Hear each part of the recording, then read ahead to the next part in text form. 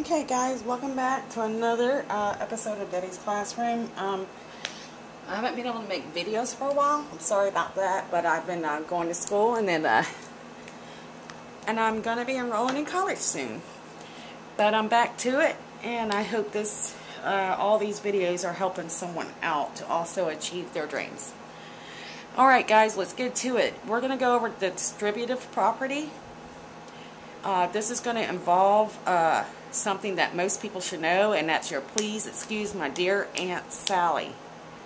Okay? And if you don't know that, you can try to hang in there and just take notes, and then I'll try to make a video for that if I haven't already. If you haven't went over distributive and the adding yet, you need to do that. I also have other distributive property videos out there. Let's go ahead and get started. Okay, you can see the smiley face there, and there's two ways that we're going to use him to learn how to do this. And we're going to call him the player. He is the player, and he's wanting to go meet with a bunch of ladies just because he thinks he can do it. He just thinks he can go all around town. Anyways, sorry I dropped something. So the outside number is going to be the player, and inside the parentheses is going to be the club. So he wants to get with everybody in that club. He doesn't care how many's in there. And so you're going to have to go in an order. Now his smiley face is going to represent that's what you're going to have to do to get with them. You're going to have to smile at number 1 first. So 4 is going to smile with number 1, which is multiplication, and that's going to equal 4. And then the player is going to want to get with the second person in the club, and that's a positive 2, and multiply that, and you're going to get a positive 8. And that's what distributing means. It's just taking the outside number and multiplying it to each number inside the parentheses. Now we can still keep going and add those together, and that's going to be 12.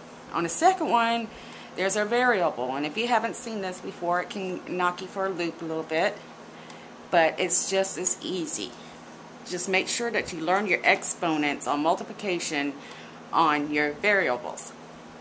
Okay, so player's outside the club here, and he's wanting to get with, we don't know what this person is, a male or female, he doesn't care, he wants to get with them.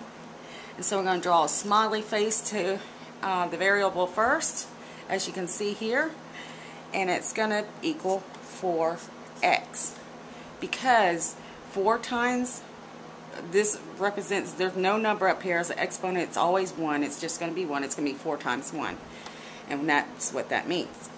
And then Mr. Player wants to get in with the second one too. He's already finished with that one. And so that's going to be 4 times a positive 1. If you don't know your negative and positives, that's going to be 4.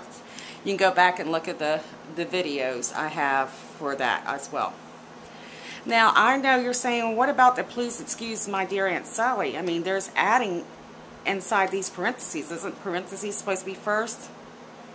Well, when you're distributing, that rule is not the same, because that's multiplication. It cancels out, and this is why I wrote it like this: 4 times x plus 4 times 1, so that you could understand that.